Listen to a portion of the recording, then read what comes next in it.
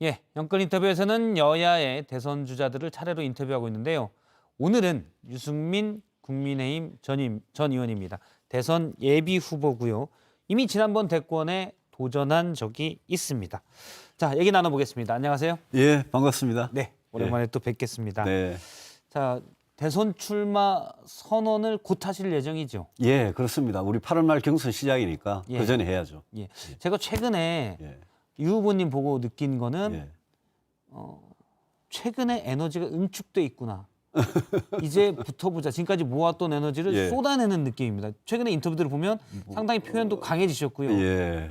에너제틱해지셨습니다. 제가 그동안 에너지를 많이 축적했는데 네. 이제 조금씩 이제 내기 시작하는 그런 상태입니다. 아, 이제 조금씩 내는 예, 건가요? 아주 조금씩. 예, 예. 그러면 그렇게 갑자기 에너지를 폭발시키는 건 예. 어떻게 보면 예. 보수의 적자로 계속 계셨는데 이제 밖에서 들어온 윤석열, 최재형 후보들이 주목받고 이런 부분들을 내가 그냥 두고 볼 순 없다. 이런 것도 반영이 됩니까? 예, 그동안 그분들이 약간 신비주의에 쌓여가지고 예. 뭐 어떤 분들인지 잘 모르고 또 국민들께서 그런 분이 대통령이 되면 어떤 대한민국을 만들어갈지 잘 모르는데 이제 나오기 시작하지 않습니까? 예. 그래서 지금 뭐 이제까지 최근에는 저는 뭐 그런 분들의 시간이었다고 봅니다. 근데 이제부터 경선이 시작되면 예. 이제 저는 제가 대통령이 되면 어떤 나라 만들어 가겠다.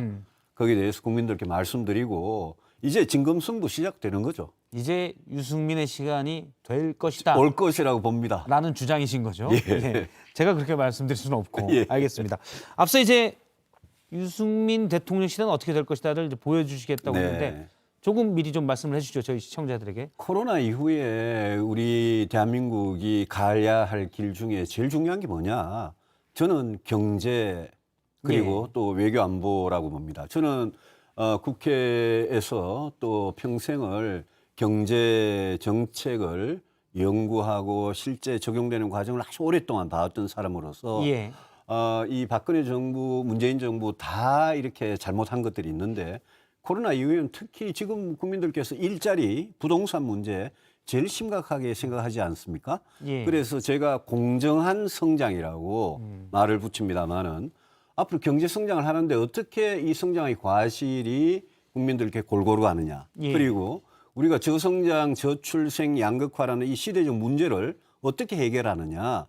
거기에 대해서 저는 정말 오랜 고민과 준비 끝에 저는 해법이 있다고 생각하고 거기에 필요한 개혁을 제가 예. 해낼 그런 대통령이다. 그러면 이렇게 사실 이제 공정한 성장 많은 후보 다른 후보들도 예. 얘기를 합니다. 예를 들어 이재명 후보도 예. 성장이 일단 중요하다. 그리고 예. 공정도 같이 얘기를 하거든요.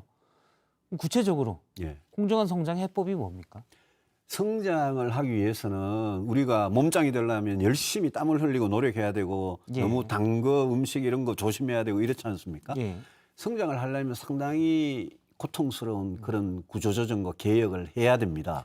그래서 제가 제대로 된 성장을 하기 위해서. 예, 제가 제일 중시하는 거는 공무원을 문재인 정부가 공무원을 많이 뽑고 이런 것보다는 저는 혁신 인재를 양성하겠다. 예. 혁신 인재를 양성해야지 우리나라가 발전을 할 수 있고 4차 산업혁명 시대에 대응을 할 수 있다. 그래서 혁신 인재 100만 명 양성을 제가 공약으로 했고요. 그러면 그다음에 예를 들어 관련 교육 예산이나 이런 부분을 획기적으로 늘리겠다는 말씀이신가요? 그렇습니다. 그리고 노동개혁을 지금 역대 정부가 다 못하고 지나간 노동개혁이 있습니다. 박근혜 정부 때도 하다가 말았고 문재인 정부는 아예 시도도 안 했고요.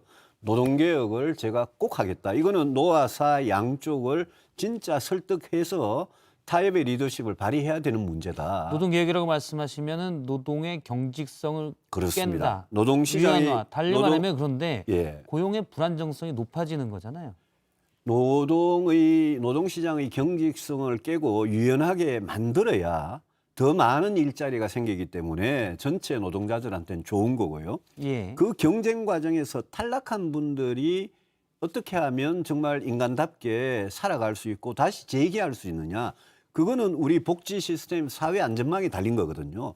그래서 노동시장의 유연성과 사회 안전망을 동시에 강화하는 그래서 제가 복지 정책에 굉장히 관심이 많은 보수 정치인인데 원래 중부담 중복지를 중부담 얘기하셨죠. 중복지도 이야기했고 정세 없는 복지 허구다라고 이야기했고 제가 최근에 공정소득이라는 걸 이야기했는데 이거는 어려운 분들, 특히 일정 기준 소득 이하의 어려운 분들을 국가가 도와드리자 그런 차원에서 사각지대 없이 도와드리는 그런 정책을 기본소득이 제가 이야기했습니다. 모든 국민이 대상이 되는데 그렇습니다. 이재명 후보의 예. 그러면 유승민 전 의원님 후보의 공정소득은 어려운 사람을 선별적으로 두텁게입니까? 그렇습니다. 재원을 일단 마련하고. 예, 이재명 알겠습니다. 지사의 기본소득은 전 국민 똑같이 저희 공정소득은 어려운 분들을 빠짐없이 사각지대 없이 도와드리자 이런 예. 개념입니다. 일단 제일 와닿는 것 부동산 문제인데요. 예. 해법은 뭡니까? 저는 공급은 풀고 공급은 늘리고 세금은 줄이는 거라고 생각합니다. 공급은 지금 정부도 계속 늘리겠다고 하는데 늘지 말로만, 않았습니다. 말로만 했죠. 어떻게 늘리시겠습니까? 공급을 늘리려면 예. 지금 정부가 하듯이 공공주도 방식으로 개발을 해서는 안 됩니다. 그거는 저는 민간 주도로 수도권에 100만 원을 건설하겠다 그랬거든요. 민간에 이거는 땅이 없는데요. 일단. 땅은 서울 시내고 서울의 외곽 도시들이 굉장히 넓은 땅입니다. 예. 용적률이 너무나 심하게 규제를 받고 있습니다. 우리 맨하탄 같은 데 가보면 아주 고층 빌딩들 있지 않습니까?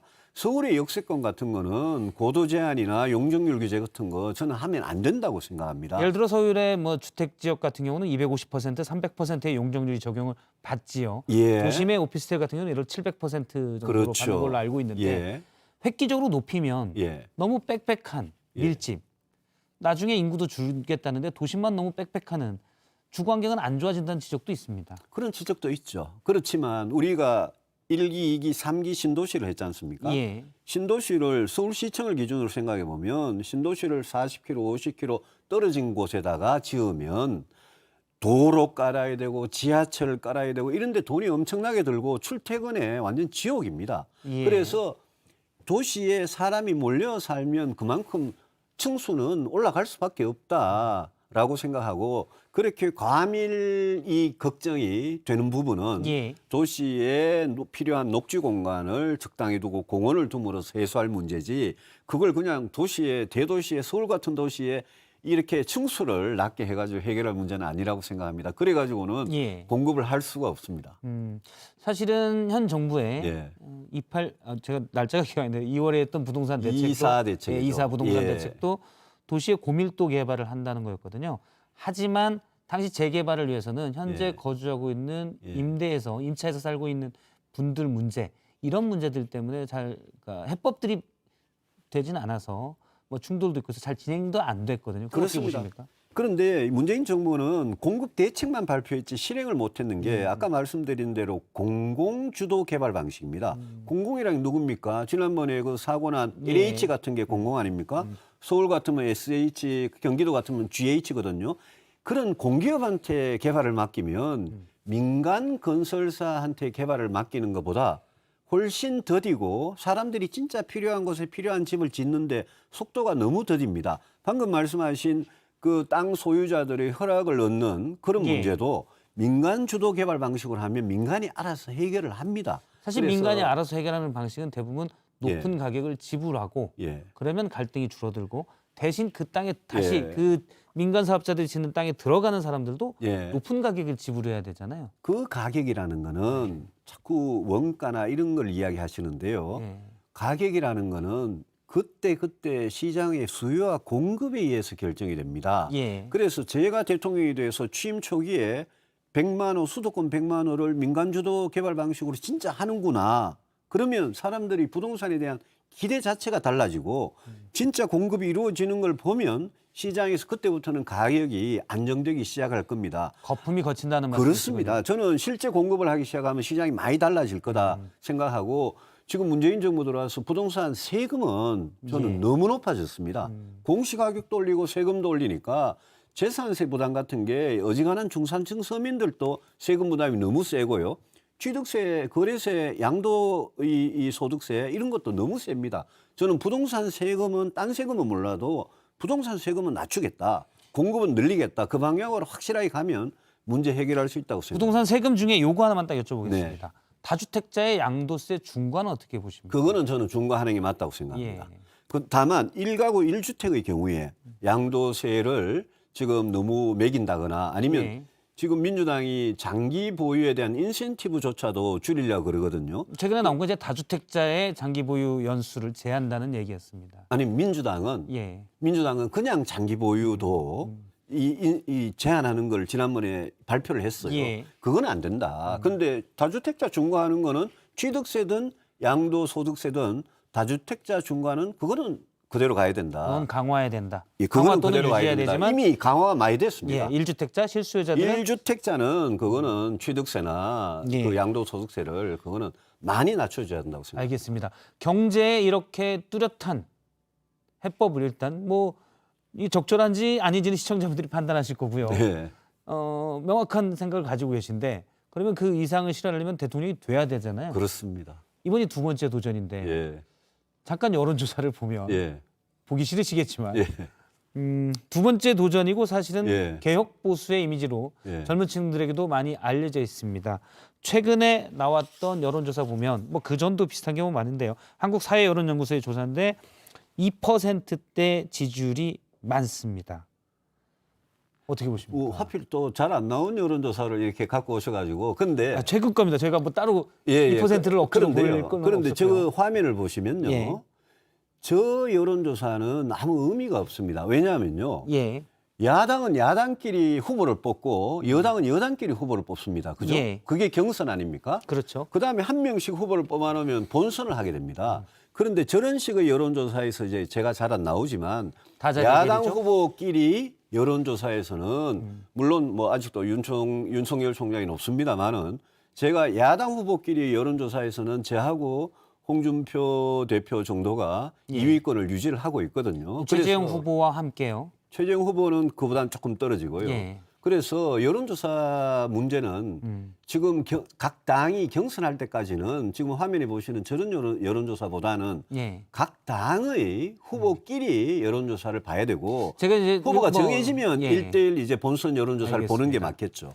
일단 이제 여러 대선 주자들에 대한 예. 국민들의 인지도 플러스 호감도가 되겠죠. 그렇겠죠. 다자 대결은요. 예, 그 예. 차원에서 여쭤본 거고요. 예. 그런데 말씀하셨던 이상이나 정책들을 실현하려면 권력을 잡으셔야 되잖아요. 쉽게 그렇습니다. 말해서 대통령이 되셔야 되잖아요. 예. 그런데 여론조사도 남고요. 일부에서는 조직력이 약하다라는 예. 얘기도 있습니다. 조직력요. 예. 예를 들면 예. 조금 전에 패널로 나왔던 조혜진 의원 예, 같은 경우는 유승민 의원님이 원내대표 시절 원내 예. 수석을 했었고 그렇습니다. 예. 그리고 역시 예. 또 이학재 의원도 예, 지금 예. 다른 캠프로 예. 가 있는데 친한 거고 이른바 저는- 친유계 의원들이 예. 다른 캠프에 갔어요. 윤석열, 예. 최재형 캠프에. 이학재 의원은 뭐 친유계라고 하기는 그랬고요. 아, 그런가요? 조혜진 수석은 저도 아직 수석이라고 부릅니다만 제 원내대표 때 수석 예. 부대표를 했고 저는 제가 지금 현재 이제 우리 국민의힘 안에서 뭐 어느 쪽 세력이 어떻게 하는 거는 저는 아무 그 의미가 없다고 생각하는 게 예. 그거는 그냥 지지도 따라 지금 그래 움직이는 겁니다. 제가 이제 앞으로 지지도가 올라가면 다 저한테 오실 분들이니까 저는 뭐 크게 개의치 않고요. 이런 또- 의견도 있습니다. 예, 지지도가 올라가기 위해서는 많은 우군 세력들이 예, 여러 매체에서 예. 스피커로서 여러 지원도 해주고 말도 해줘야 되고 예. 예를 들어서 지금 여당의 이재명 캠프와 이낙연 캠프의 대결 구도가 그런 거잖아요. 많은 지지 스피커들이 예. 의원들이 같이 예. 지원 사격을 하잖아요. 지금 조직이 약하면 사실 그 지원 사격이 약해지고 그러면 지지율이 올라갈 수 있는 선순환 구도에 타기가 어렵다는 거죠.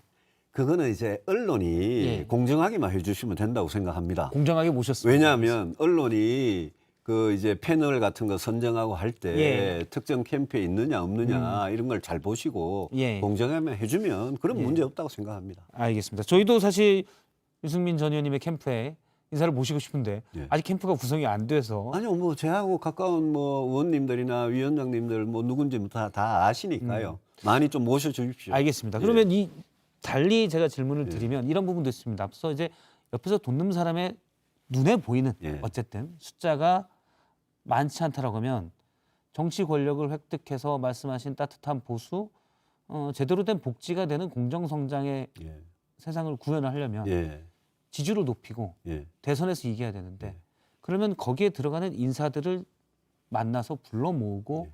힘을 꾸리고 새를 꾸리는 것도 하나의 가장 예. 중요한 인사 활동이잖아요. 예. 이 부분을 못 하신 건 아니냐는 지적이 있고. 아니요, 전혀 뭐 저는 그렇게 생각하지 않습니다. 왜냐하면 제가 과거에 한나라당, 새누리당 있을 때 예.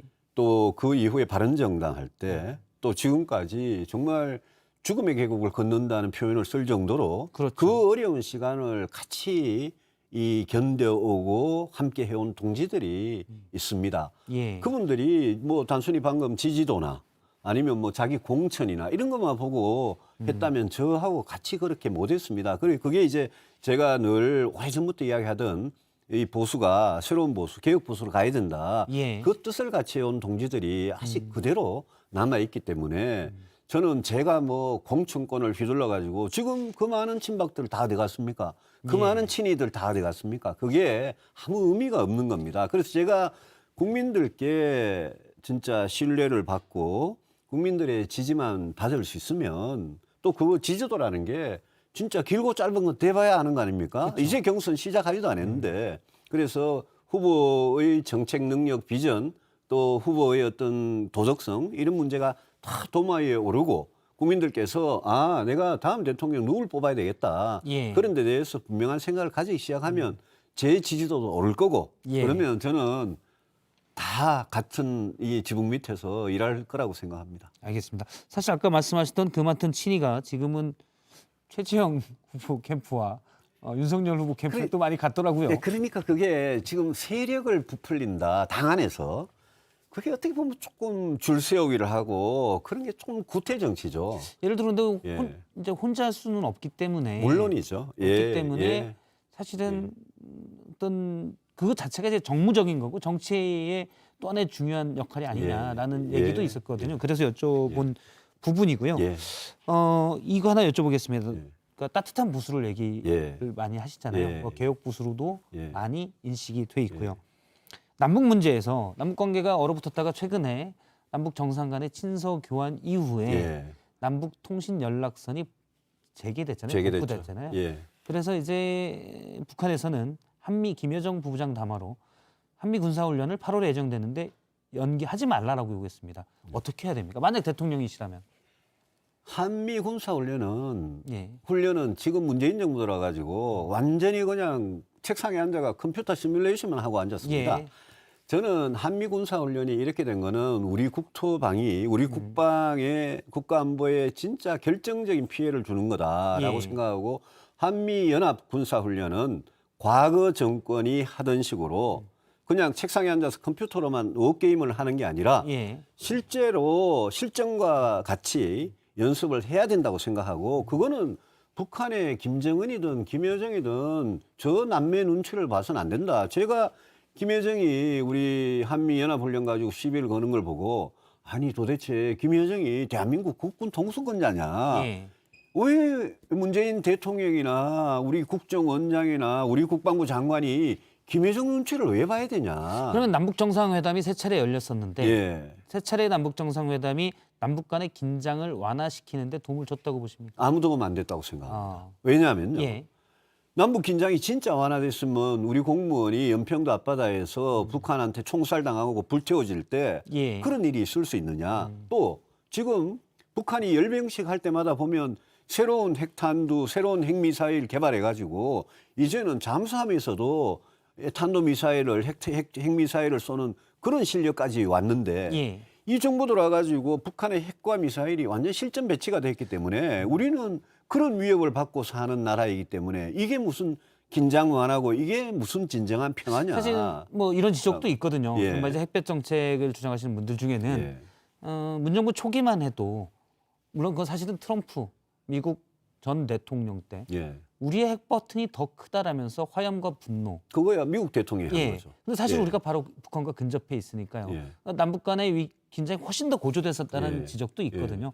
그거에 비하면 상대적으로 남북 정상회담이 긴장을 누그렸다라는 해석도 있습니다. 그거는 트럼프라는 아주 이해하기 어려운 미국 대통령이 예. 김정은도 이해하기 어려운데 트럼프도 막상막하예요. 그 두 사람이 서로 핵 버튼이 누가 크냐 그러고 로켓보이가 로켓맨이 어떻고 이런 이야기를 할 때 예. 미국과 북한 사이에서 일어난 일이고 그러면 대한민국과 북한 정상이 만나서 세 번이나 회담을 했으면 비핵화의 실질적인 성과가 있든지 예. 아니 뭐 서로 간에 군사적 긴장 완화를 실질적으로 뭘 한다든지 그런 거 하나도 없었다고 생각합니다. 오히려 우리가 우리 세금으로 지금 개성에 남북 공동연락사무소 폭파됐죠. 그거 폭파하는 거 우리 눈으로 뻔히 보고 아무 말도 못했지 않았지 예. 않습니까? 알겠습니다. 일각에서는 물론 이제 지난번 정세현 전 장관의 예. 경우는 이제 남북 대화의 과정이 너무 지난한 길이기 때문에 뭐 그런 주장도 있긴 있었습니다. 저도 어려운 거 이해합니다. 대화 필요한 거 이해하고 만나야 된다는 거 이해합니다. 그렇지만 만나면 예. 진짜 실질적으로 남북 관계 개선, 군사적 긴장 완화를 위해서 진짜 노력을 해야지 예. 매번 북한한테 이렇게 쇼로 이용만 당하는 이런 정상회담은 아무 필요가 없다. 알겠습니다. 오늘 유승민 후보 만나서 경제와 정치 그리고 안보까지 얘기 하실 말씀 다 하셨죠? 예, 뭐 할 말 많습니다만 다음에 또 나와서 다음에 또 하겠습니다. 오시도록 하겠습니다. 예, 고맙습니다. 예, 오늘 나와주셔서 고맙습니다. 네, 감사합니다.